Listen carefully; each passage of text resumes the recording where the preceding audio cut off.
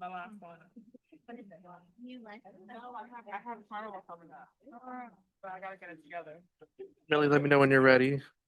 Yeah, usually. Yeah, Ready. Jeff, good. All right. Good afternoon, everyone. My name is William Iannuzzi. I'm president of the Board of Education. I'd like to call this meeting to order. Madam Clerk, can you please call the roll? Mr. Iannuzzi. Here. Miss Lewis. Here. Miss Ross. Here. Miss Clayton Fernandez. Here. Miss Jacob. Here. Miss Klein. Here. Mr. Single. Here. Mr. Vega.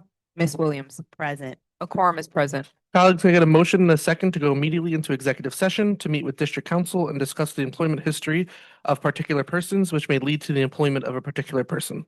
So moved, Williams. Second, Ross. All in favor? Aye. Any opposed? Motion carries. We should be back around 7 o'clock to start the public session of the meeting.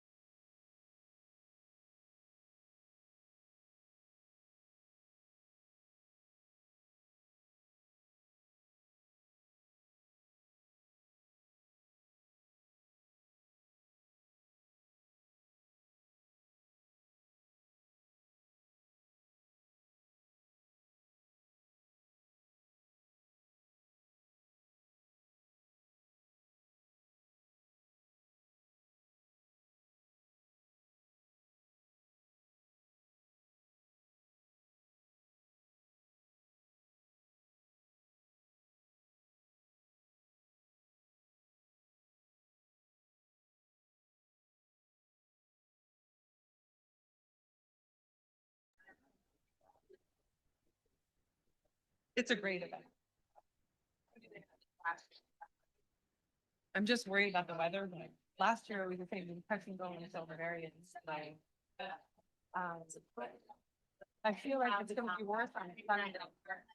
Good evening, everyone. Good evening, everyone. My name is William Iannuzzi. I'm President of the Board of Education, and we're about to reconvene the public session of the meeting. Colleagues, can I get a motion in a second to reconvene the public session of the meeting? So moved, Jacob. Second, Clayton Fernandez. All in favor? Any opposed? Motion carries. Can we all please stand for the Pledge of Allegiance? I pledge allegiance to the flag of the United States of America and to the republic for which it stands, one nation, under God, indivisible, with liberty and justice for all. Well, thank you all for being at our meeting tonight. Maybe before you start, we just have a couple of announcements to make. So, any of my board members, do you guys have any announcements you would like to make? No? No announcements? Oh, Ms. Williams.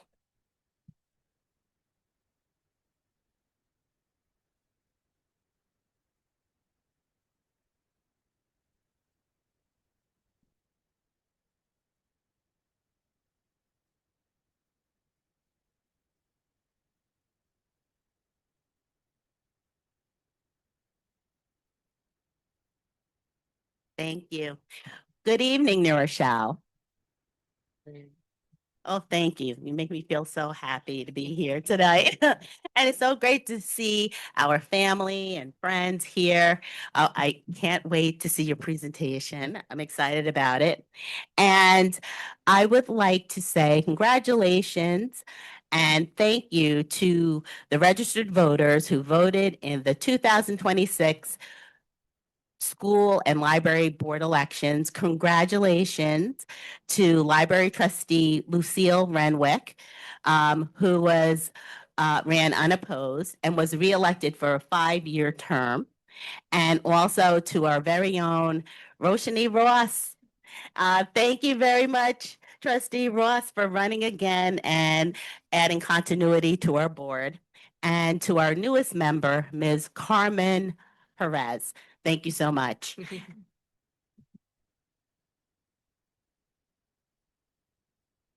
And thank you to all of the voters who voted for a budget for the library and for the school board. It really means a lot.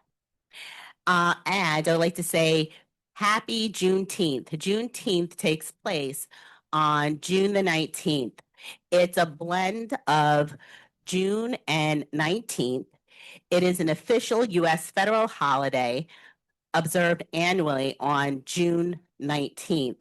It commemorates the emancipation of enslaved people or the freeing of enslaved African Americans, specifically marking the day in 1865 when Union troops arrived in Galveston, Texas, to announce that the Civil War had ended and all enslaved people were free.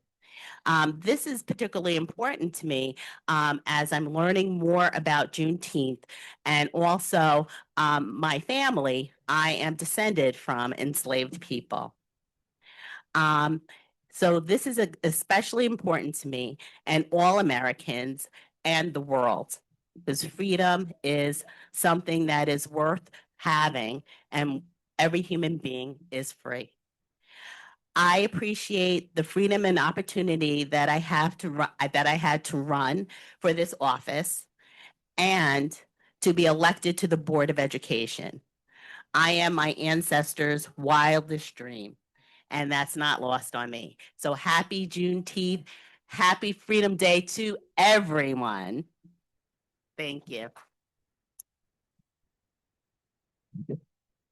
Thank you, Ms. Williams.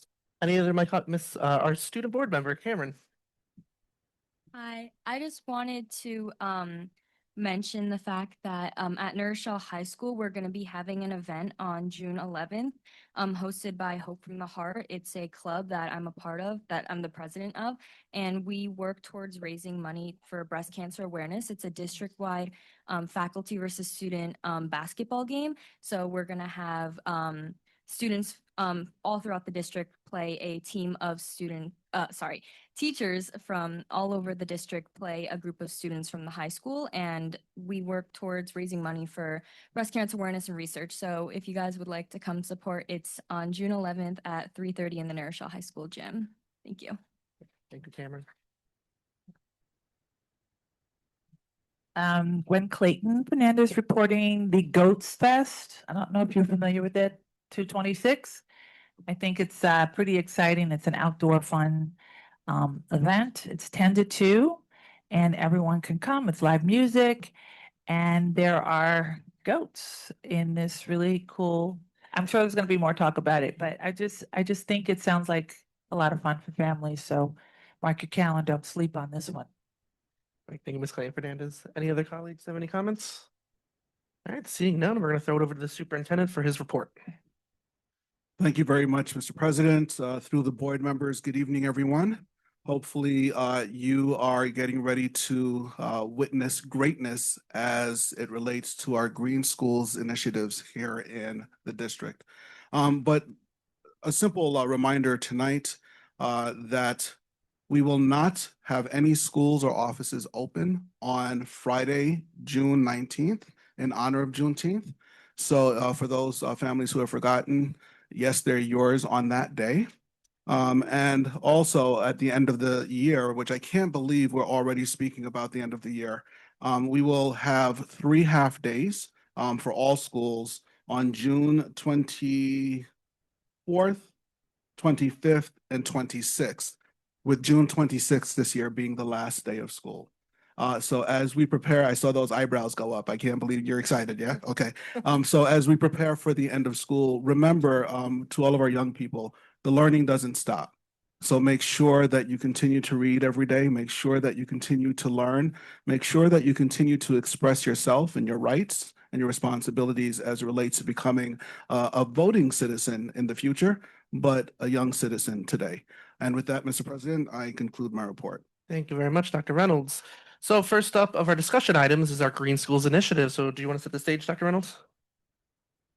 So out of the mouth of babes, way back when, Jefferson Elementary School, there was an initiative taking place there that was grassroots and not AstroTurf led, right? So these were deep roots where students said, we want to do more to save our world, to save our planet, to save our community at Jefferson.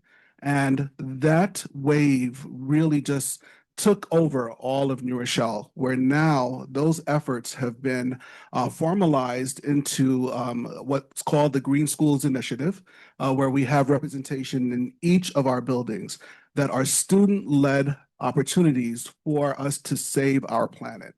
And I always say that we are just stewards of the planet. We don't own it because we are trying to protect it for our next generation. And the earlier we get our next generation involved with saving our planet, it will be here for future generations. So I'm very pleased at the work that is done by our students and by the adults who help to support them. I know that the adults don't do much work when it comes to this, right? Because it's all student-led. They're smiling and probably shooting daggers at me. But we are led in this effort by our very own Ms. Mia Bowdry. And she's going to lead us tonight in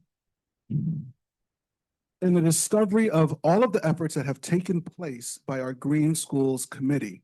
And I would be remiss if I did not give a very special thank you for the level of support, the level of never saying no, that is exemplified in the personage of Mr. Keith Watkins, our Director of Facilities. Not only does he support, he's always looking for ways to improve our efforts in bringing those ideas to our Green Schools Committee. So Keith, as you make your way down to wherever it is that you're going to be moving and leaving us behind, whenever we turn off a light switch, we're going to remember you. And with that, I turn it over to Ms. Bowdry. Thank you, Dr. Reynolds.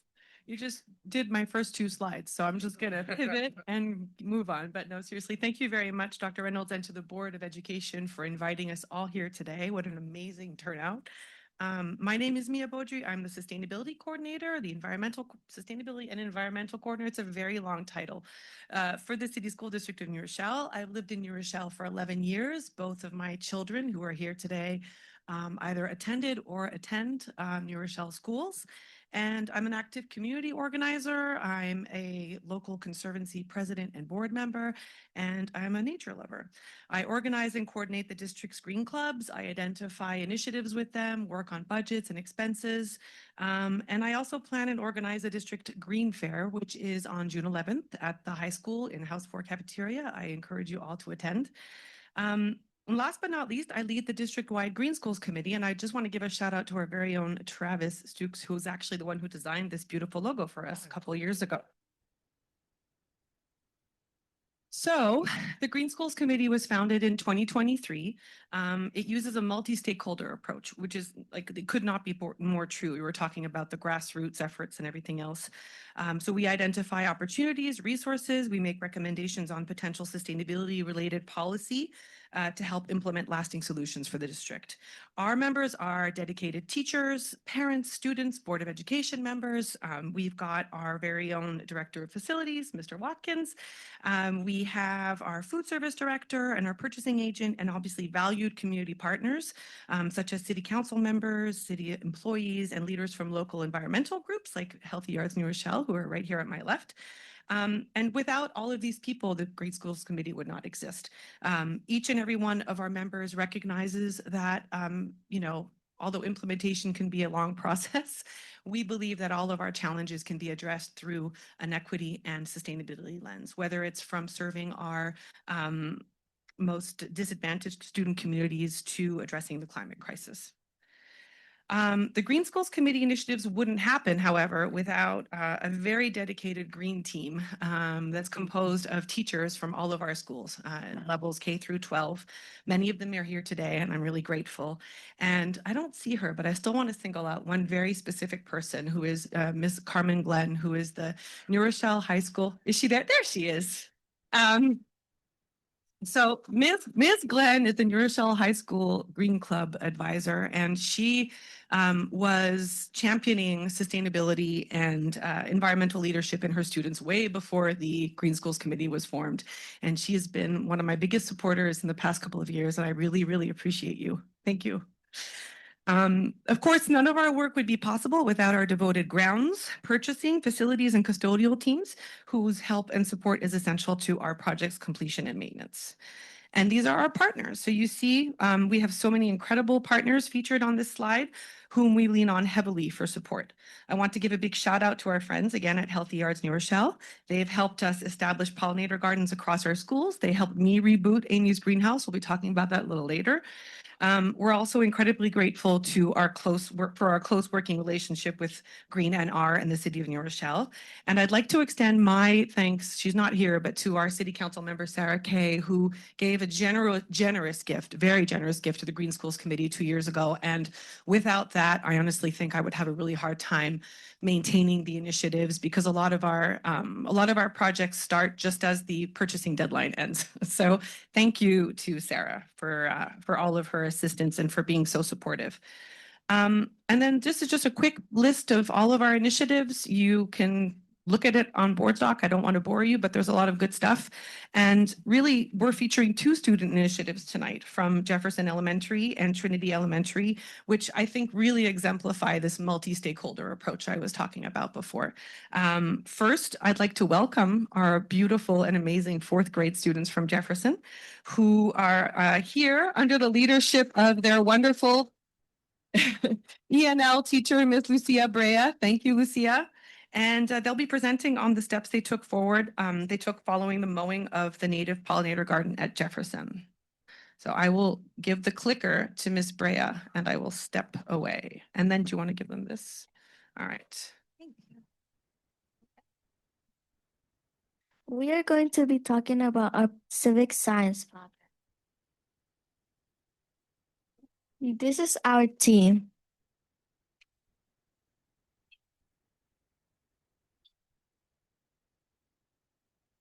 On Friday in the fall, we went outside to the pollinator garden and it was still alive. But on Monday, it was gone. The district landscaping company destroyed our pollinator garden by mowing and tilling our garden. Then the plants couldn't grow again because roots were ripped out. After that, we had some questions.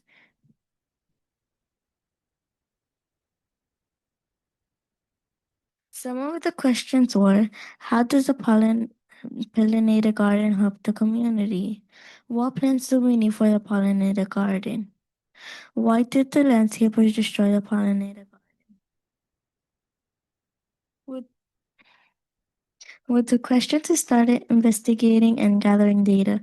We learned about the parts of a flower. The purpose of this was to learn about the parts of a flower where you can find nectar and what pollen is, as well as what different types of flowers look like for different pollinators. We learn about some native pollinators that live in our area. Here are some examples of those pollinators. Did you know s- native native bee live underground and are solitary? Remember, we asked what plants would be best for a pollinator garden? We also learned about native pollinator plants. Native pollinator plants attract native pollinators. These pollinator plants are important because they are host plants. They provide food for specific insects, feeding them, creating shelter for these insects, and it allows them to lay eggs. Some people may mistake them for weeds. We have been we are designing the pollinator garden. We have been researching for native plants and flowers. We have been thinking about the color of the flower that attract the pollinators. How big the plants grow so we can put them in the correct place our pollinator garden. A pollinator garden helps the community by improving the environment and protecting local ecosystem. It allows rainwater to soak into the ground instead of carrying trash and chemicals into the Long Island Sound, helping keep the water clean and full of life. It also supports biodiversity by providing a habitat for many different plants and animals and keep the ecosystem healthy and balanced. In addition, pollinator gardens help grow more food by supporting pollination, which lead to more fruits and vegetables in the garden. They also bring people together by creating opportunities for learning and teamwork, making the community stronger while making a healthier and more sustainable environment. We would like to invite you to take part in our event, Grown and Grow, on June 10th, where we will be replanting our pollinator garden with 1,000 donation native pollinator plants from the Cesar Society. Join us as we replant and enjoy a yoga session with community friends who are helping us rebuild next week. We hope to see you there.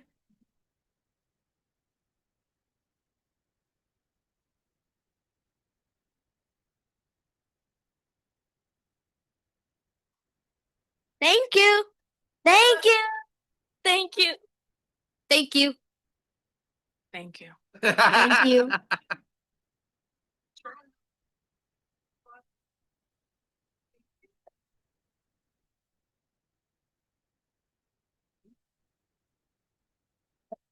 Yeah, thank you. I was going to say another round of applause, but I don't think I need to ask for it. Jefferson fourth graders, thank you for your passion, your determination. You know, when you were faced with a problem, you identified the right questions and then you found a solution with the support of your wonderful teacher and your school's administration. And I hope you're very proud. Great job. So this next part of the presentation showcases our district-wide food waste initiative entitled Harvesting Change, Tackling Food Waste in New Rochelle Schools with SELF being Children's Environmental Literacy Foundation. I'll only say it once. So You'll be hearing from a group of fifth graders from Trinity Elementary soon, who were the first school to participate in the initiative and who really set the tone and the energy, a lot of energy and great positive energy for how we led these food labs throughout the year. The Trinity students were mentored by their beloved STEAM teacher, Mrs. Terry Agravat, who is standing over there. And with their support of their beloved principal, Mr. Hildebrand. As well as obviously all of the Trinity food service team, custodial team, and lunch monitoring teams. Before ceding the floor to Self and to our amazing Trinity students, I would like to provide some background on what led us to this initiative in the first place. There's a lot to read. I'm going to skim through it, but what's really important to know is 100% of our students eat for free, and that's really, really important. 53% of them are eligible for free meals based on applications that are filed out at the beginning of the year, and that has to do with the community eligibility. It's like a big, yes, the community eligibility plan. Or provision. So it's based on applications. We offer free lunches, and this obviously lessens the very real stigma of food insecurity and the fact that they all have access to this food. The district supplies the free meals to the students and then submits monthly reimbursements to the federal government for the school breakfast program and the National School Lunch Program, and also some of it is subsidized by the New York State Department of Education. For a meal to be reimbursed, students are required to take 3 out of 5 meal components. And of the 5 components, students are required to take 1 fruit, even if they don't want it. And this is an important thing to remember as we talk about our food waste labs and about our district-wide data. But before going any further, I do want to mention that we're here today in the context of this initiative, thanks to a group of students. It was middle school students from Albert Leonard in 2024, Green Club students who sounded the alarm and who were really concerned about uneaten food items and that were being thrown out every day in their lunchroom. Most of the waste was from items the students had been required to take that were part of the requirements I just mentioned. A lot of it was juices and milks and fruit and crackers, and you'll see the statistics. So over on 5 days, they discarded nearly 300 beverages and nearly 240 pieces of fruit. They presented their findings at our yearly Green Fair. It became clear to me that this issue was at the intersection of nutrition, education, and environmental stewardship. How do we continue offering free meals to all of our students, which is non-negotiable, and also tackle the environmental impact of all of this food? We're not just throwing away food, we're throwing away taxpayer dollars. We're wasting nutritional resources. We're emitting greenhouse gases because of all of the food that's rotting in these piles. And I think finally, we might also be inadvertently signaling to our children that food is disposable, and that's not something we want to do. So it got me wondering about how we tackle this district-wide, and there was no question to me that SELF was the only organization to partner with to help our students across the district bring all of this issue to light. You'll learn all about the process of the food waste labs from our Trinity fifth graders, but first I'd like to introduce the SELF team before ceding the floor to these fifth graders that everybody wants to hear. So thank you very much. Please join us.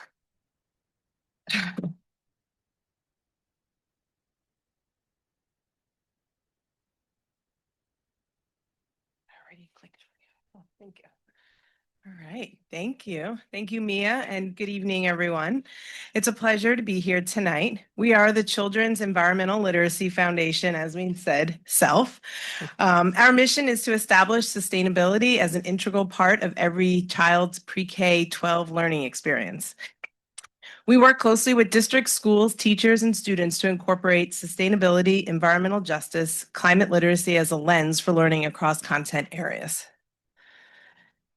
My name is Vicki Garufi-Loiacono, and I'm the Director of Education. I'm joined by our team members, Tara Stafford-Okansi, our Executive Director, and my partner in crime, Rowena Capuno, Manager of Education Innovation. During this past school year, we've had the wonderful opportunity to design and implement the Harvesting Change, Tackling Food Waste in New Rochelle Schools initiative, as Mia just gave a nice overview. It was funded through the New York State Pollution Prevention Institute. This project applied SELF's Inquiry to Action framework To implement these inquiry projects focused on raising awareness of school waste across the district, developing student-led action plans to engage district stakeholders in reducing food waste. So just a little timeline before we dive in of our relationship with New Rochelle schools through the last few years. SELF has been engaging with teachers and schools in various ways. Back in 2021-22, we provided PD professional development sessions to a team of teachers under the leadership of Kim Neves from Jefferson Elementary School to leverage the connections to sustainability and ways to integrate the garden towers and the outdoor garden into the classroom curriculum. In 2024-25 school year, we recruited and reconnected with a few teachers, Amy Ferguson and Lucia Brea here tonight, to be part of our EFS Leadership Fellow team, where we modeled ways to engage, more deeply integrate sustainability in school communities alongside peers across Westchester County. In addition, Carmen Glenn, also here tonight, Terry Agravat, Lucia Brea, Monica Argentina, and of course, Mia, have also engaged in our civic science program and summer institute cohorts to develop and amplify student action projects such as you may know, the Air of Truth with the high school students. We are very excited that the Food Waste Project allowed us the continued opportunity to engage in New Rochelle teachers, students, and administrators working together towards sustainable systemic change. So for the SELF project support, this food waste initiative selected teachers across pre-K-12 participating in SELF series of 3 virtual workshops that kicked off in the fall, additional coaching sessions one-on-one to learn about the Inquiry to Action framework and how to engage in food waste data collection and analysis, which you'll hear from in a little bit.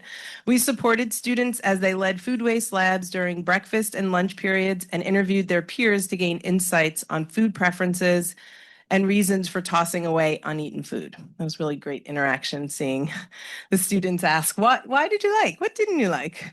Jefferson and the Trinity students presented their projects during SELF's annual student symposium at Mercy University just 2 weeks ago. So they're getting their practice in.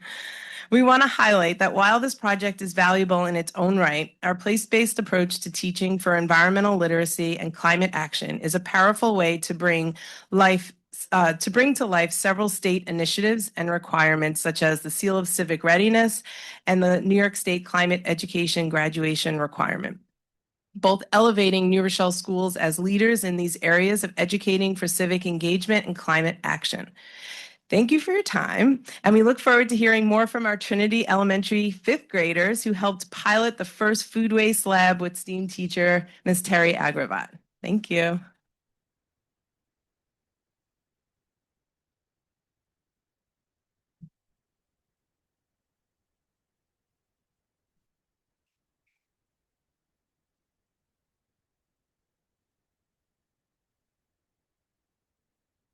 Good evening. We're the 5th grade STEAM class from Trinity Elementary School in New Rochelle, New York. We are here today to share our civic science project, Harvesting Change, Tackling Food Waste in New Rochelle Schools with SELF.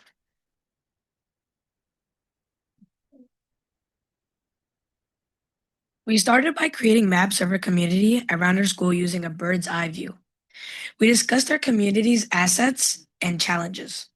Some of the positives we noticed are the large bodies of water, including the Long Island Sound and Titus Mill Pond. We also have many green spaces, including fields, parks, gardens, and many trees. But one main challenge in our community is that there is no big supermarkets in walking distance. This led us to asking questions about our food system. Where does our food come from? How does it get to our community? What happens to the leftover food or food waste? We decided on the inquiry question for our project. How can we, as New Rochelle community members, explore our local food system to reduce food waste and address food insecurity in our school community? We observed our school's lunch menu and discussed what we noticed. Students shared what they liked about lunch, including talking to friends, pizza, and brunch for lunch.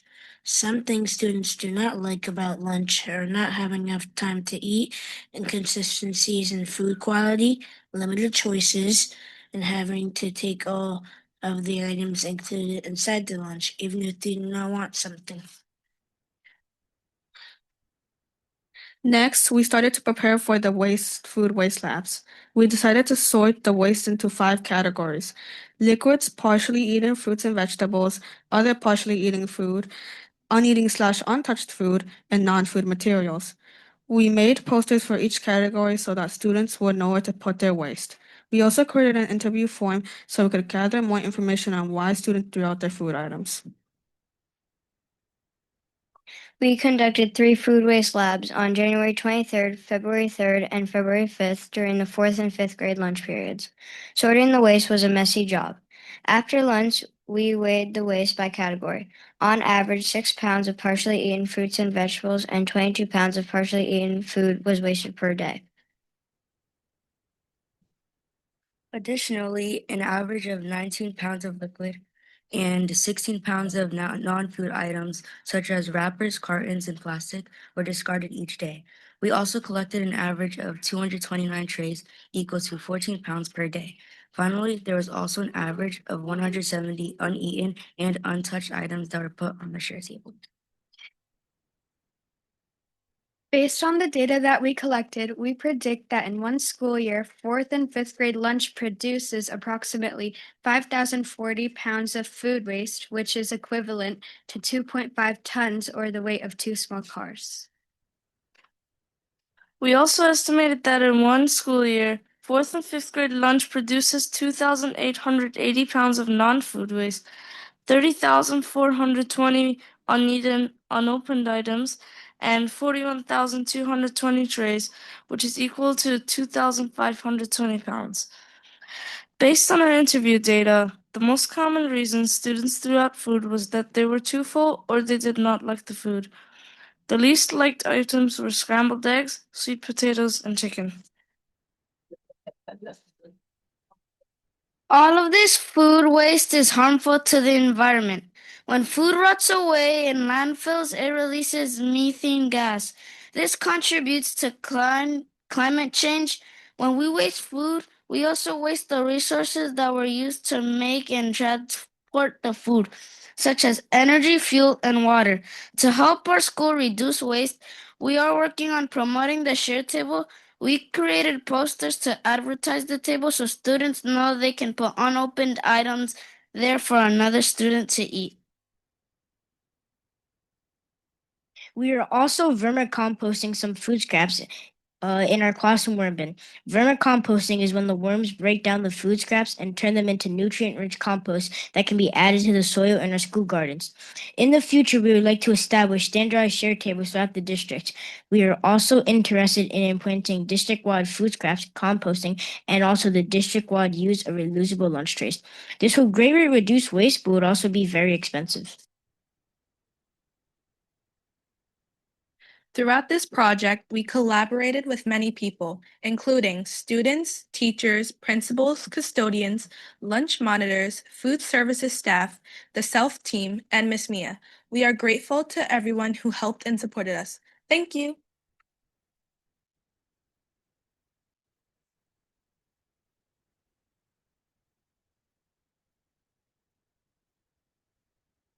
Or actually be in the front. These two, one, two. Great job. Great job, defense. That's it. Yeah. Great.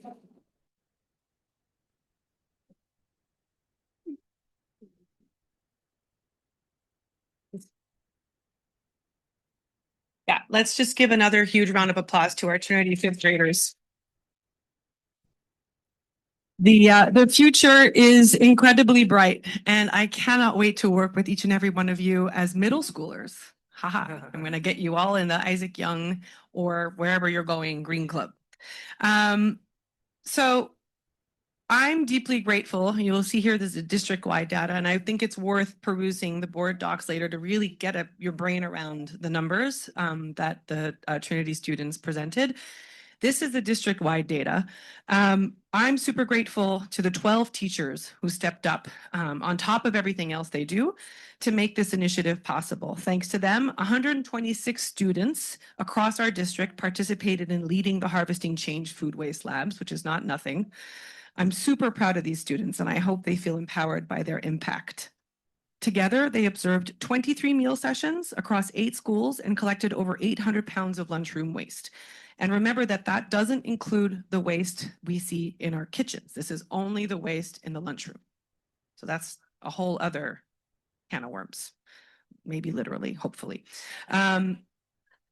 So, of course, a massive thank you goes to the SELF team for their passion and dedication. Working with you, and I will cry, was an absolute joy. I genuinely miss our daily teamwork. Like, these are my work wives, guys. And I don't miss sorting trash or getting yogurt in my hair, but I do miss you. Finally, none of this would have run so smoothly without our administrative, custodial, and food service teams. School lunchrooms have incredibly tight schedules and super fast turnovers. Our food labs meant moving trash cans from where they usually are, hanging signs, adding to the daily chaos. So by keeping our teams in the loop, all of our custodial and food service teams in the loop, they didn't just tolerate the disruption, they fully supported and appreciated our mission. So thank you for everyone for making this project a huge success. This is a quick snapshot, sort of a breakdown of the food waste over these 23 sessions. And like 23 sessions, just for context, is like not even a week, right, in one school. So just think about what that looks like. I think what's neat to look at this, you see the liquids, the food waste. I'm glad that our kids like veggies, because apparently that is the least the least wasted metric. This could also have something to do with the fact that we were making sure uneaten fruit was placed on a share table and not thrown out. Right now, our elementary schools and middle school students are served food on compostable trays that are then thrown into the trash. There's a pile of what those compostable trays look like.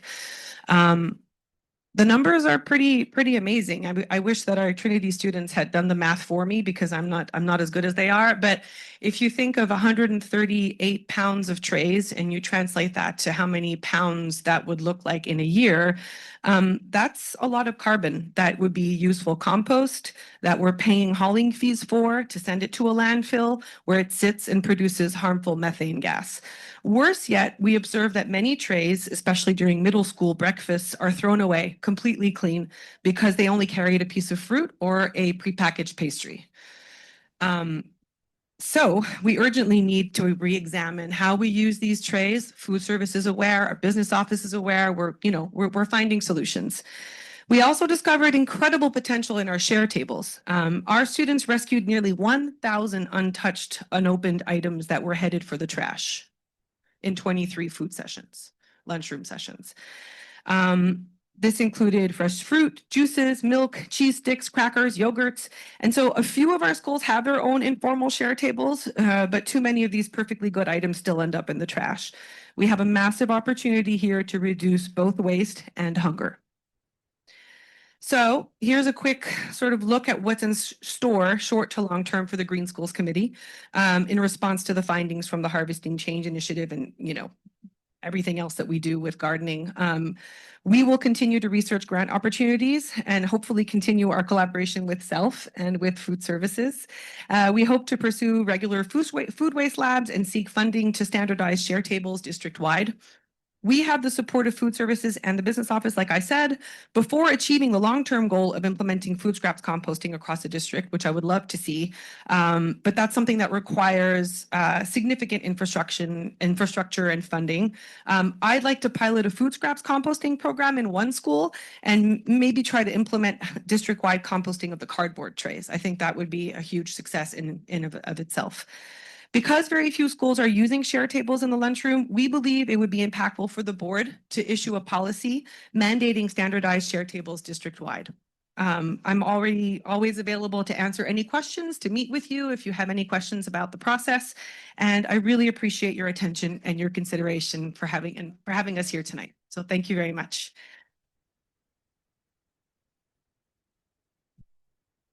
Oh, I just saw Miss Tanner there. Hi, Ottilia. But I'm not done. So before I open the floor to your questions, we do have a gift for all of you, for our board members, our cabinet members, and some people in the audience. One of the highlights of my year has been working with Shelley Owens, the principal at Barnard. And we rebooted Amy's Greenhouse. We turned it, it's been amazing. I mean, look at this. It has officially returned to its original mission, which is serving as a vibrant space where Barnard students learn about environmental stewardship through seed starting and plant cultivation. I want to extend a huge thank again to Bob Finkelstein and to his wife, Stephanie Dubois. I pronounce it in French, I can't help it, for helping me kickstart our planting sessions. I learned a lot from you. Thank you very much. There's a picture of Bob there transplanting basil. And that's me with a first grade classroom there. And that's all of our basil shoots. So we, it was a huge success, more than we ever could have anticipated, right? Like we almost have too much basil, if that's even a thing. And it's cute when you talk to first graders and second graders and you ask them if they like basil and they're like, I don't know what that is. And then you ask them if they like pesto, they're like, I love pesto. So anyway, we, over the course of 2 months, welcomed 16 classrooms and 275 students into the greenhouse, and every student got to take basil home, and so will you. So tonight we wanted to share this success with you, and we have, is Ricky here? We have some students from Barnard who are there. There he is. Ricky is here with Shelly. Ricky is a second grade student, Ricky Artiaga, and he's accompanied by Miss Owens and Mr. Watkins and my children, who will probably help distribute some basil to our Board of Education. This is Barnard grown basil, everyone. Thank you. Really?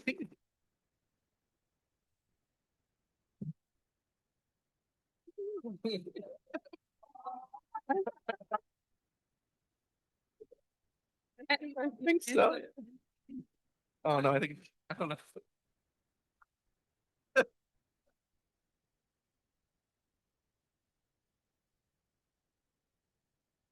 Awesome. And so we have instructions, basil instructions for you guys. Oh no. And so, yeah, we have basil instructions because this is basil that's been grown in very, in a protected environment. So I want you to harden it off. You'll learn all about that in my instructions. Some of it has spent some time outside, but just, better be safe than sorry. And I encourage you to join us at the June 11th Green Fair, which will showcase these initiatives and every single Green Club initiative and our partners and the New Rochelle High School Green Club that is, basically runs the Green Fair for me. So, and there's extra basil for everyone who's here outside. And if you don't get any, then you come to the Green Fair and you'll get more. Thanks, everyone.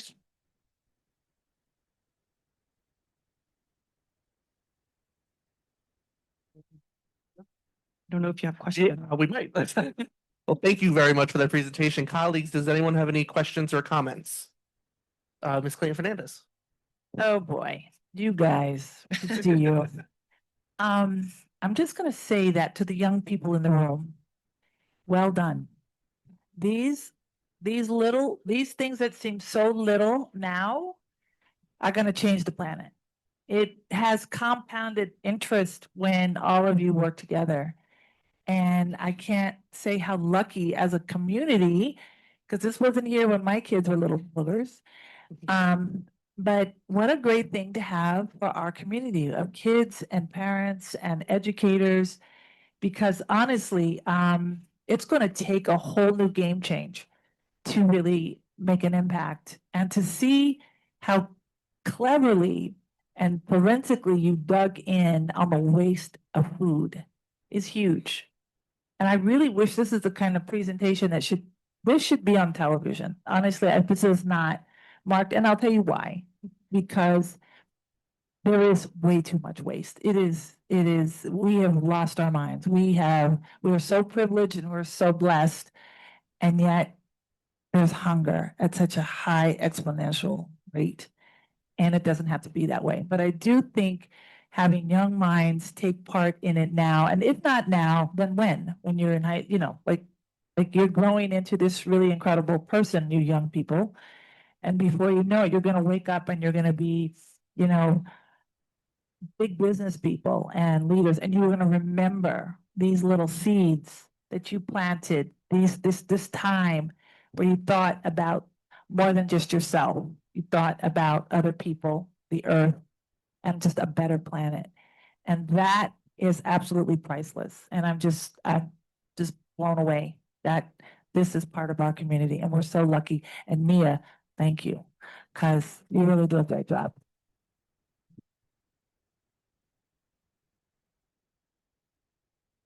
Cameron. I just want to piggyback off what Miss Clayton Fernandez said and congratulate all the students that were here today. I think as a student myself, it's very impressive at such a young age for you guys to come up and talk about something that you guys have worked so hard for. And so I just wanted to give you guys a shout out, and I want you guys to know that if this is something that you're super duper passionate about, I want you to continue that throughout middle school, throughout high school. If it's something that you are super passionate about, you can make that change, and you can continue to make that change if you continue with your passions. Yes. So yeah.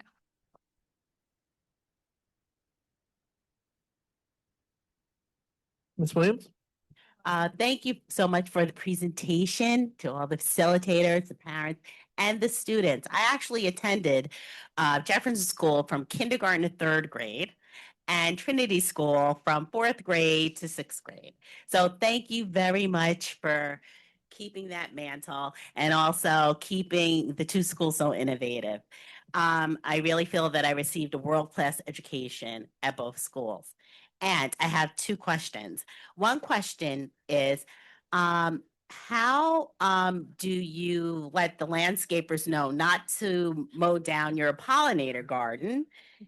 And then my other question is with the food sharing table, how do you ensure that the food is safe and hasn't been tampered with? Those are very good questions. To answer your first question, a lot of emails. A lot of emails, and we're getting there. It's a culture change. Not everyone understands what a pollinator garden is.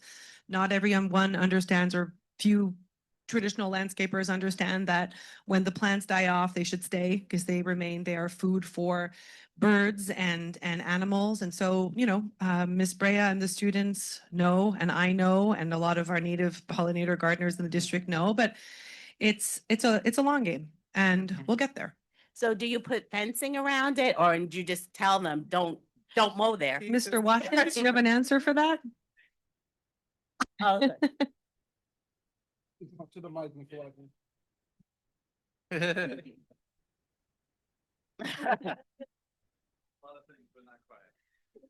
So, been here almost 10 years, and our grounds development, the way our schools look, for those of you that are community members and have been here for a long time, as you drive by our schools, I would gamble to say that our buildings look pristine compared to what they used to look like. We have room for growth. We get better every year, but our grounds, we take pride in it. They look phenomenal. Our team and our contracted team do a phenomenal job. With that comes challenges.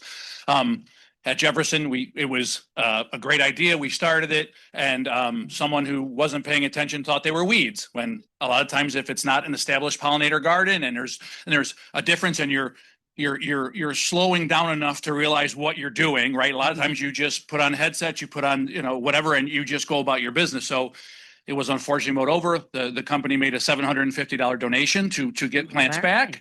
So that was great, but that doesn't buy back the time it took to establish it. So we understand that.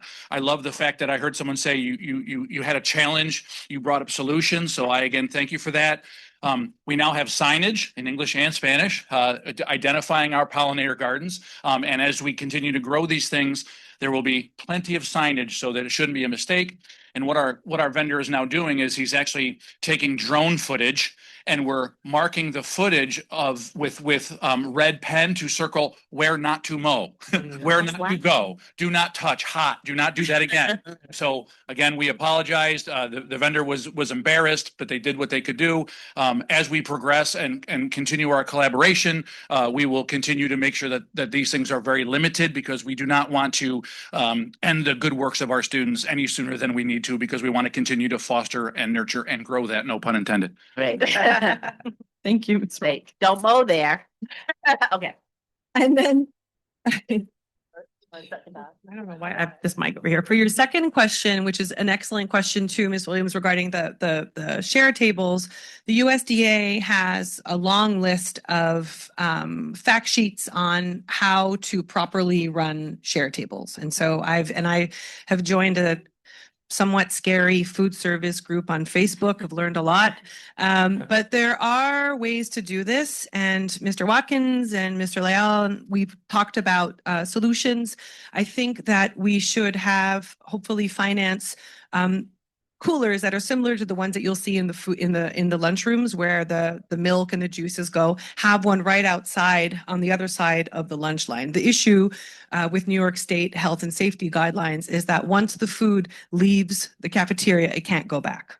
So the students get the milk and the juice because they have to get it, or the cheese or the apple, and they literally throw it out. I wish they could put it back in the fridge, but because it's been touched, to your point, they cannot. As long as these dairy products are maintained at 40 degrees, they are perfectly safe for other students to consume. We could have them in a refrigerator on the other side of the lunchroom. Our nurses could come and get them and give them to students who need it. Our social workers, our psychologists, students who need an extra snack in the afternoon would be able to come and get it. When we started implementing the share tables during our food labs at Trinity, you guys remember how everyone was really excited to come and get an extra pack of carrots or an extra pack of crackers. That food disappeared really, really quickly. So yeah, it's definitely something we have to look at carefully when it comes to the temperature, but we have solutions for that. Great. Thank you very much for finding the solutions. And I'm a teacher, so I'm going to take this back to my school. Ms. Lewis? Well, first and foremost, thank you all. This presentation was delightful and you guys did a great job. To know me means I won't turn down a plant. So thank you very much for sharing. I will say to the students in this room, and I'll actually pick up where you left off with our Cameron, basically that by the time you get to high school to college, these are majors in college, right? This doesn't just stop here. You can go to college and pick a degree in what you're doing now. And there's so many different topics and majors that you can choose from in schools across this country. I went to UMass Amherst, there's a degree program there. There's one at Cornell. They're all over the country. So there are policies from even on a national level as to why there's food waste. There's government reasons on a local level, right? There's all kinds of reasons. There's also like the actual agricultural degrees that you can get. Even for global climate change, we talk about a lot, right? Like how that impacts what's grown across our country. So there are many different majors you can choose from. So as you go into middle school and you start talking about this, as you go into high school and you start talking about this, just remember that. And you can always go back and ask your teachers and say like, hey, I think I like this. What can I do with it later? And they'll tell you if you don't remember today. So thank you guys. Ms. Lewis? Ms. Jacob? So just reiterating the thanks for a great presentation. I think, I don't want to compare, but a really great energy to close out the year. I'm not going to say that, but it was great energy tonight. So thank you all for coming out. In addition to so thank you for alerting us to this need to do this at all of our schools. It's really important. And I agree we should be taking this up as a board to continue to discuss this and collaborate with you. In addition to having the tables at the schools for children to take the food, if there is additional food, can that go to other places? Like shelters? Well, so there's the Good And apologies if Samaritan. you said Yeah, that, no. And that's actually something that Dr. Reynolds and I have talked about in the past. I think what happens is, at the federal level, there nonprofits and schools are allowed to donate to food banks, but then state laws supersede the federal guidelines. So the federal, the state guidelines dictate that certain products have to be maintained at a certain temperature. We cannot donate milk to a food bank and then run the risk of, donating milk that's gone sour. Apples, however, that shouldn't be a problem. So there are ways around that, but I think that there's ample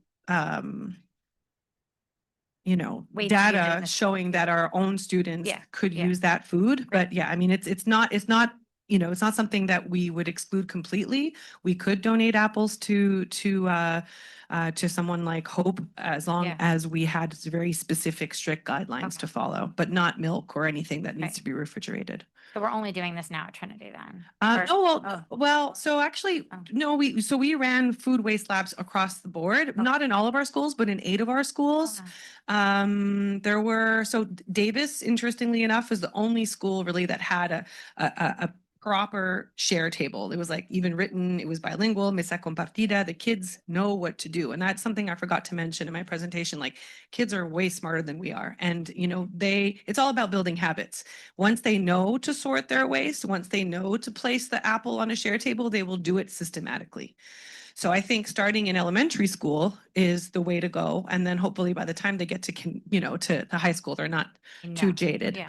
But yeah, so some of our schools are doing it, one or two, but it's very person specific and it's very school specific. There's a wonderful custodian at Albert Leonard who puts everything in a box, but when he's not there, it goes into the trash. So if we're mandating it from the Right. top down, then I think we can solve this problem more long term. Thank you. Ms. Ross? Thank you again for the wonderful presentation. And my colleague, Ms. Clayton Fernandez said it better, I think, than I ever can. But what I really, really admire and appreciate about this whole thing is that it was started by our students in terms of food waste and that they were the ones that discovered it. And so if anybody takes anything away from this is that you, all of you little ones here can make a difference, right? And so now you're presenting this to the board. There's very high likelihood we'll be able to take action on it. And so it starts with little things. And so I'd appreciate you, Mina, to take the horn and really sort of bring this to our attention as well. So it was wonderful to hear from our students today. And thank you so much. Thank you.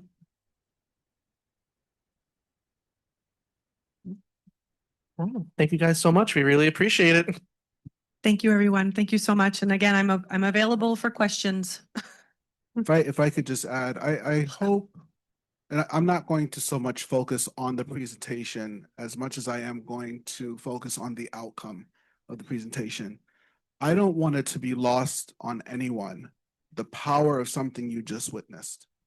You just witnessed a student sitting on the dais as a member of the board give commendation and recommendation to students who have led an initiative in a school district. That must be celebrated. We have not seen that before in our history, and I hope that we realize the greatness behind that. Our future is actually in a leadership position today. So let's give our students a round of applause for that.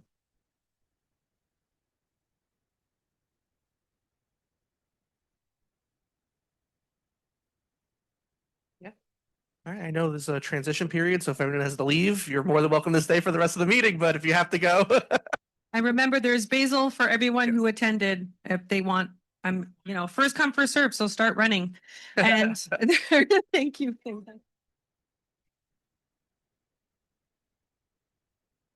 Make them awesome someday. I'm excited. Oh, thank you.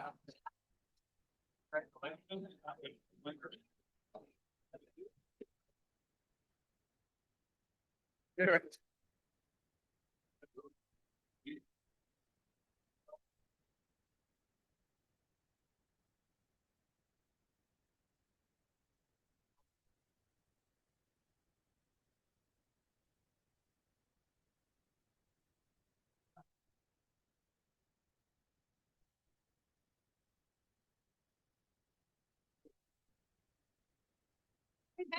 That's a wrap. Yeah. Oh, that went really well. Well done, guys. Thank you. Oh, thank you. I got a picture here. Yeah, Like yeah, you get a and picture, maybe yeah. a donor. No. Okay.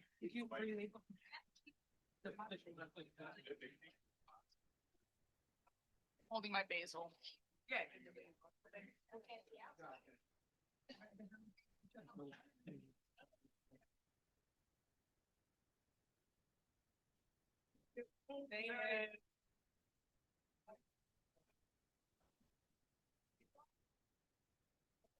That's all. Yeah, let me grab that.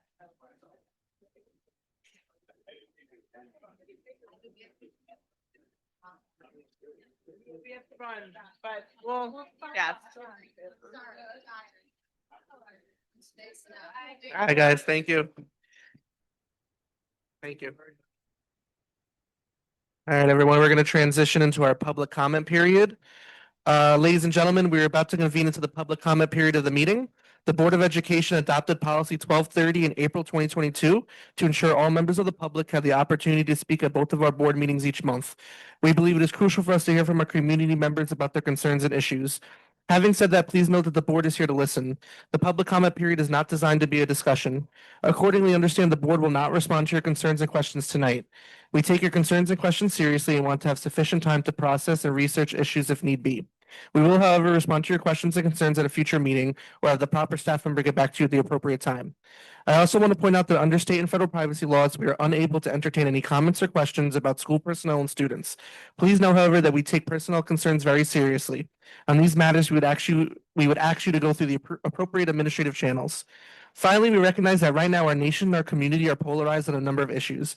That said, we want our school board meetings to serve as an example to our students that members of our school board and members of our community can deal with controversial issues in a civil manner and demonstrate mutual respect for one another. In that spirit, we will insist that all speakers and members of the audience maintain civility and respect for any divergent views that others possess. We ask that speakers please address their comments to the board directly rather than the audience. In the likely event the meeting becomes unruly, the board will recess the meeting and return once order has been restored. Finally, I want to remind everyone that you may submit written comments to the board in lieu of speaking during the public comment period if you so choose. Tonight, we have set aside 30 minutes for public comment, where each speaker who has signed up before 3:30 today has 3 minutes to speak. If a person requests to speak after 3:30, you may sign up in person at the meeting with the clerk and would also be afforded the opportunity to speak. Our first speaker of the night is Mr. Martin Sanchez.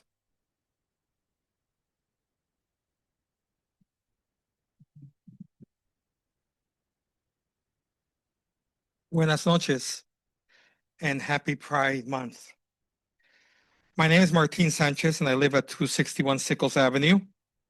I have 2 children who have graduated from the New Rochelle School District, and my wife was a teacher at Alva Leonard Middle School. I was also appointed and elected school board member many years ago.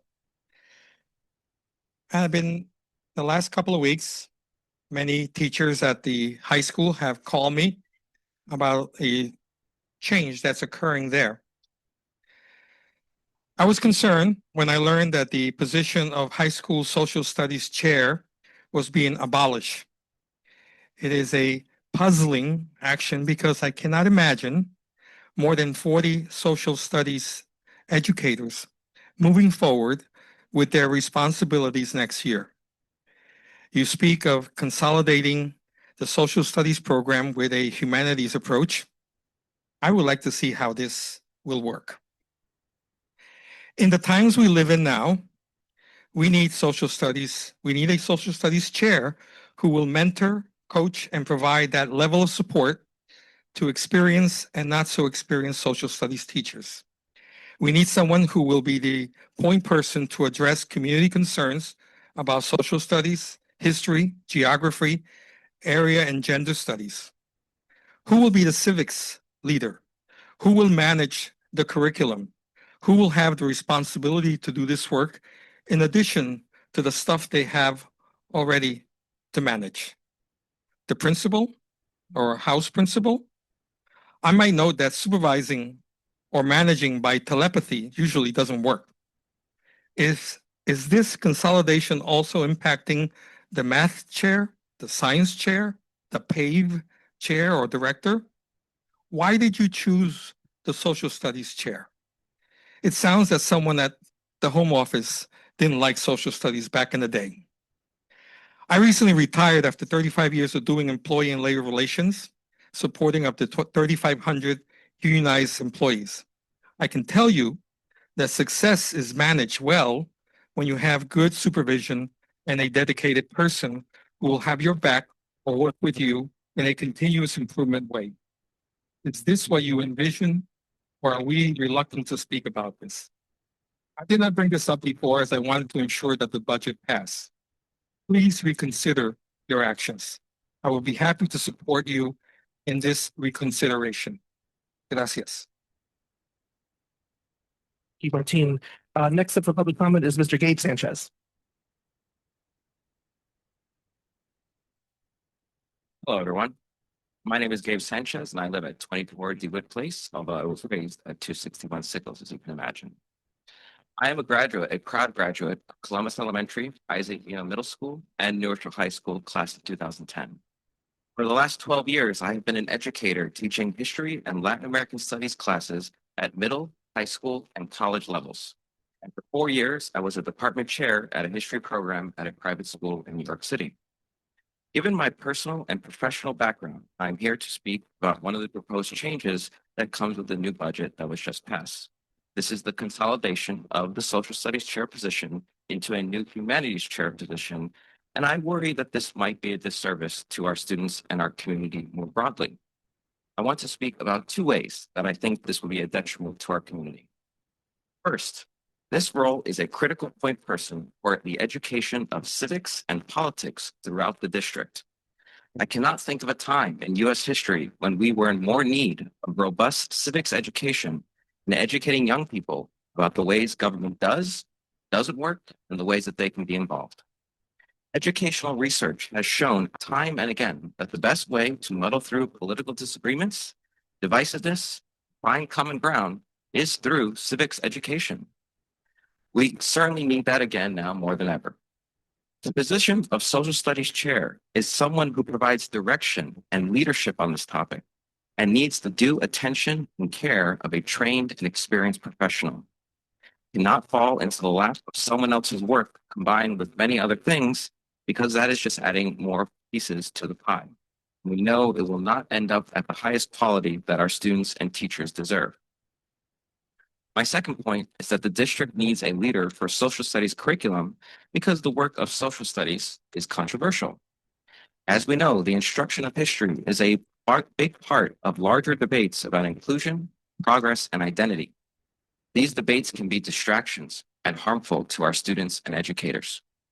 To put it simply, I do not want New Rochelle or all of you to be caught up in the culture wars about the instruction of history and social studies. I'm trying to look out for you. In order to avoid this, we need leadership, clear vision, and support for social studies educators across the district, and a social studies chair is the role for that. Without that kind of guidance and support, there can be too much of siloing, too much of echo chambers, and too much of fighting over our shared stories. We need this position to protect our students, our educators, and the district overall. I appreciate the opportunity to speak today to share my thoughts. I congratulate the board on their recently passed budget, and I do understand the difficult decisions that needed to be made. I hope that this decision regarding the social studies chair will be reevaluated for the good of our community. Thank you. Thank you, Gabe. Next up is Mr. Keith Singletary.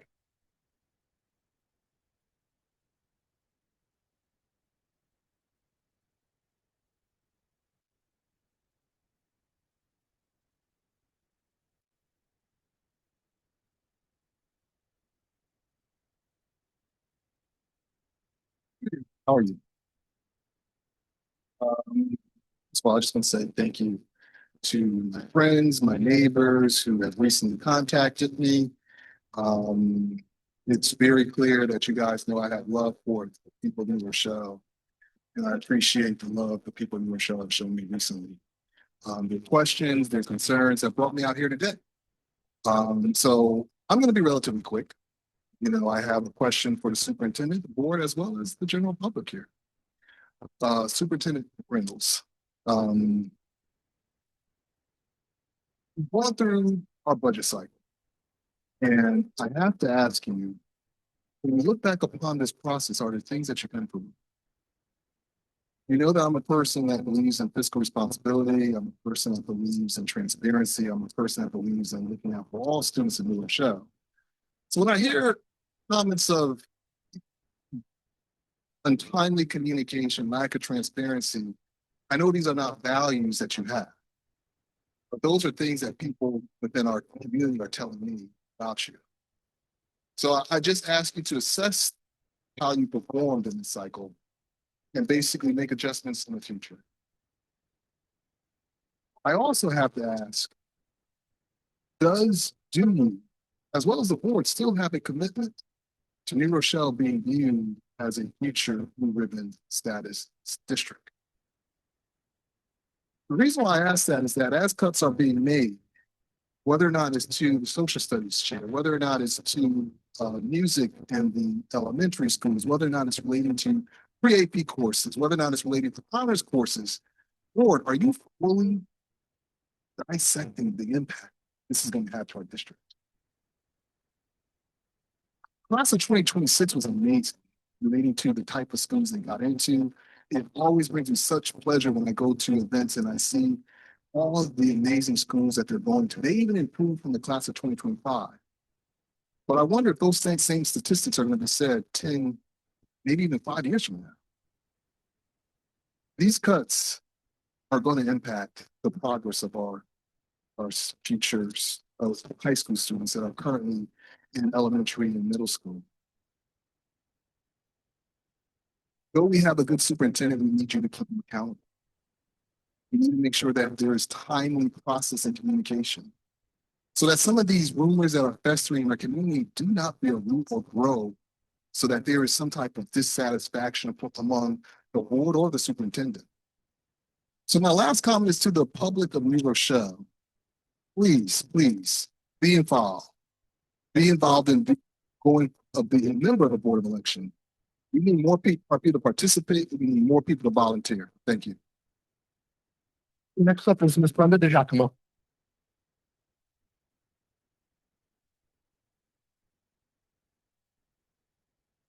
Good evening, everybody. Brenda DiGiacomo.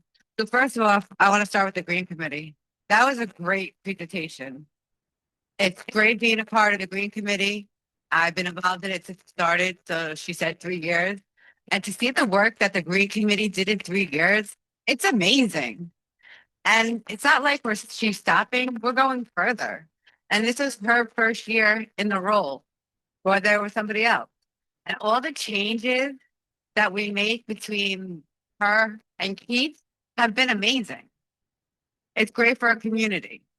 We have to come together in our community because our community is falling apart. Okay, we need to come together. We need to do more things together because the only people that are being hurt at the end are students. It's sad. It's sad what we're going through as a community. The things that we're losing, the social studies. Well, if we're not going to have someone in charge of social studies, are we going to try to do something to get it better for the social studies in the high school? Is that affecting middle school? But you know what? I'll never know because as many times as I speak at the board meeting, I'll hear someone will get back to you, someone will answer to you. I still haven't got a reply to any of them. Anytime I speak. We need to come together and work together. Our teachers do as much as they can for our students. We're losing teachers that are affecting our students and the communication they have with them. We're losing all this. We have a charter school coming in. We're losing money to a charter school, which isn't fair to our students. I feel as a community, we didn't do enough to fight against this charter school. I mean, it's not fair what it's being done to our students. If we don't come together and work as a community, as the years go on and this charter school keeps building more grades and more grades, well, how many people are we going to have left? Because people are talking so much about a district and it's not right. I was proud to say I graduated from New Rochelle High School. I was proud to say I had 4 kids going on the 5th grade graduating from New Rochelle. Now, when you say that to people, people are like, oh, look what's going on in your district. Look at all the problems you have. Well, we need to solve the problem. Or people need to get more involved. The community, we need to come up with community events to have community involvement, community action, something, because what we're doing is not working. Dropping off program, can't get enough special ed teachers. Kids have to be squished out of the district because we can't handle them. This is all money we're losing. We should try to bring our students that we couldn't handle back into our district. We need to look for special education teachers. We need to do better for our kids, better for our teachers and staff who bend over backwards for our kids. I mean, I don't know what to say. I love all you guys. I love the way you work, but we need to work together more. Without working together more with the community, how are we supposed to bring New Rochelle up? I want to bring New Rochelle up because if New Rochelle's going to keep not going up, it's time to move. Thank you. Next up is Mr. Vincent Malfitano.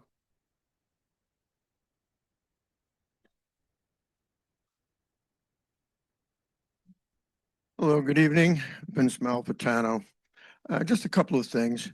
Our election process is working wonderfully for those who have it under control. We had about a 5% voter turnout in this land of freedom. It took about 3% of the vote of 50,000 registered voters to elect our new members. About 1,800 people of a registered population of 50,000 gave you your budget. That's the way everybody likes it. I've watched it up close and personal for 40 years. It won't change, and that's fine. You're happy with that. Okay. Well, in the few minutes I have, I just want to point out a couple of things. Mr. Sanchez, unfortunately not here, it raises a good point, him and his son, about cuts, proposed cuts for the music. I understand you took 700,000 or so from the chartered program to restore the music in the elementary. Okay. The social studies, I was a social studies AP. I was a social studies teacher down in New York City, about 35 years worth altogether in high schools. So I know it up close and personal. You need a social studies chair. But in any case, but you didn't get to the tough question, where are you going to find the money? And this is where I've puzzled with you guys. So I'm asking you for your friends who get free busing out of town that they're not entitled to by law, but they are entitled to because they elect you. That's politics. I understand that. Your friends, to the victor belong the spoils. The folks in town that elected you want the free busing, about 2,000 or so ahead. I get it. And in good times, I'm all for it. But it's not good times. And again, whether it's the philosophers, I don't know, Plato or whoever, maybe Maimonides, to look at the ethical considerations that you have to go through that says you are going to lose your job today as a school aide or monitor or teacher because we don't have the money, because we're going to give this gentleman who sends his son to a $25,000 kindergarten out of the district a free bus to do so. We're not even going to ask these privileged people to contribute partially to the busing in bad times. Are you telling me we're flush with money? Mr. Singhal, what do you think? Are we flush with cash? Folks, Ms. Jacob? No, we're not. But you are comfortable with having people lose their jobs. Or have people scream at you about cutting a music program. That's not who we should be. But to the people of New Rochelle, that's what you get when only 5% of you vote.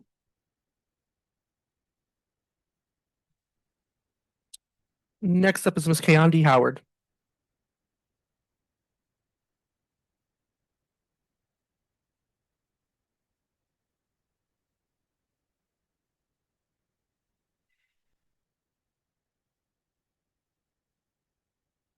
Good evening.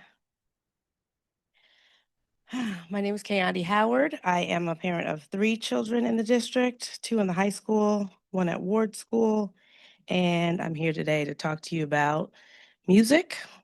Let's start with music. So I'm lucky enough to have a daughter that is in PAVE. She plays the violin, and they were able to perform in the NYSSMA majors, and they competed at the highest level.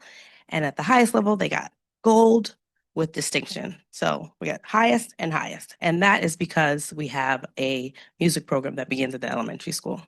Some children get to have private lessons. Most children do not. A lot of the children benefit from a nonprofit in our community, but that is not a guarantee. Introducing music in middle school, anyone that has birthed and raised a middle schooler, trying to get a 6th grader and 7th grader to start something is a lot more difficult than trying to get a 4th or 5th grader to start something. I know none of you believe that music is bad, but I want you to prioritize in your next discussion, keeping it. I don't know if there's something we can write where this is not, that's a non-negotiable, right? It's not just about the instrument, it's about what it's doing in your brain development. It's just bigger than dollars and cents. And I know everyone's program is important to them, but music is across the entire district and impacts all of our children. So that was what I came here for. There will be people emailing you and sharing their time because this is a difficult time to be here because everyone has children. But I did talk to the judges for the NISMA majors, and they are the people that listen to music around the entire district. And of course, he was shocked because he said there are 2 schools that he's heard that sound like our kids. Everyone's not getting gold. Definitely everyone's not getting gold with distinction. Your kids have that. And what he wrote a bunch of music stuff, and then he wrote on the bottom, don't cut the music program. If you cut 4th and 5th grade orchestra, it impacts, he has chicken scratch music language handwriting, but basically it impacts the entire program, right? I said to the middle schooler parents that were out there listening to their kids, you would not have a program to listen to if you do not have music in 4th and 5th grade. We would all be holding our ears. It is a beautiful thing, and I hope that we do not consider it next year. Or if it is something, let's talk about it before. I don't think we should find out last minute. I think that's to Keith's point. Let's be open and very vocal about that with us. I have so much more, but that's it for today. Thank you. Would anybody else like to sign up for public comment? Miss Miriam Dasim.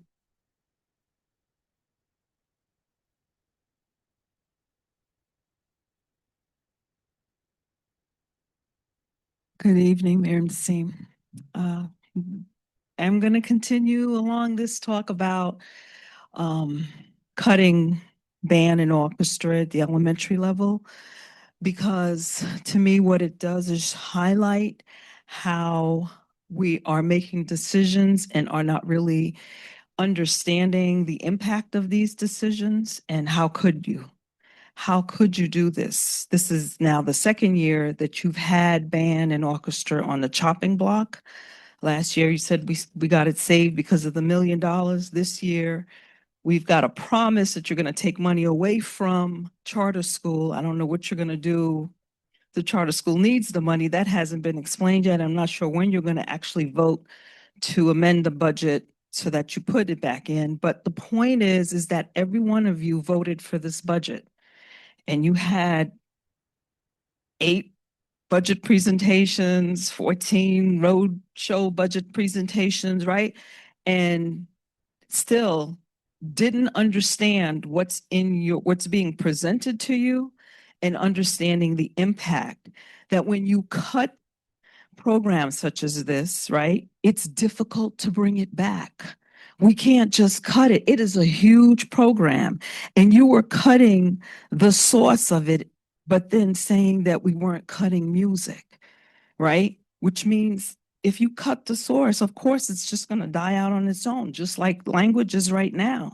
The kids who are taking Latin are like, they're cutting it. We don't really have a teacher. We're not going to continue. We could do next year, but we're not, because we really don't have a teacher right now.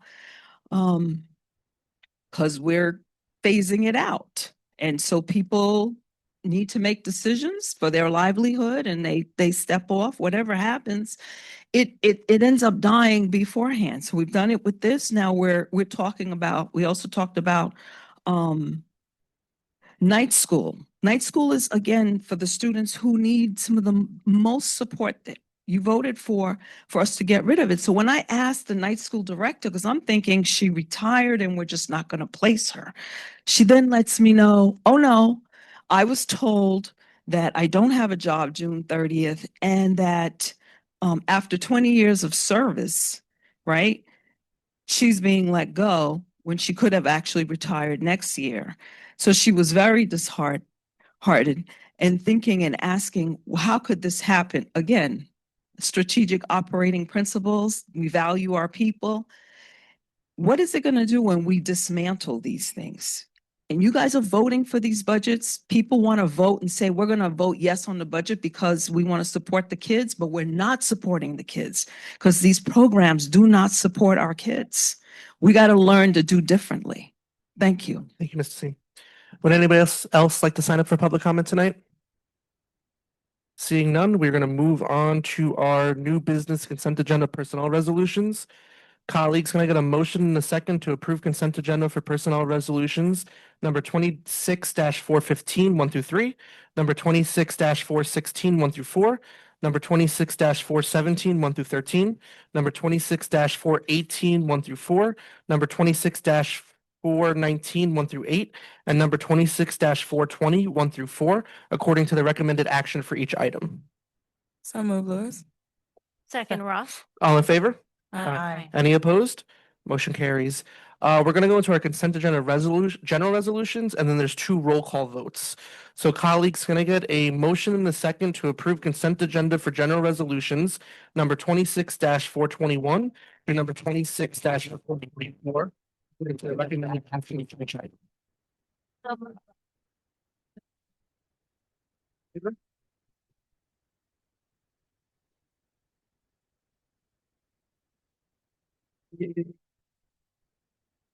Being canceled. Number 26-425.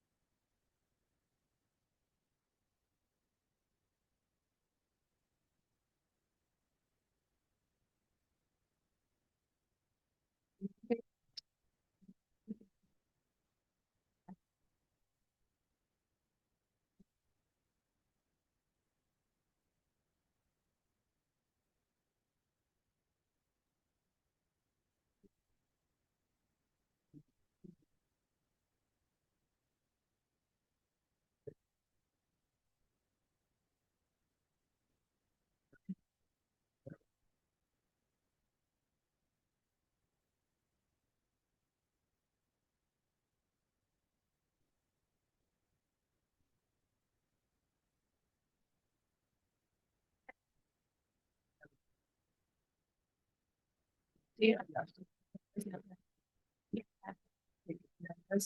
it's Mr. Eva. Yes, that's Mr. Single. It's Miss Williams. Next meeting is going to be Wednesday, June 17th, so the change on the calendar was originally Thursday, June 18th. Wednesday, June 17th at 6 o'clock here in Zoom. Tonight, we are meeting this alone.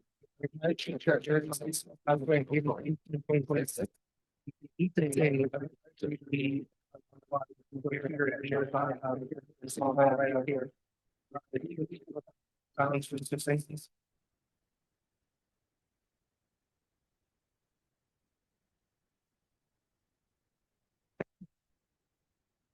Meeting. Down. In favor?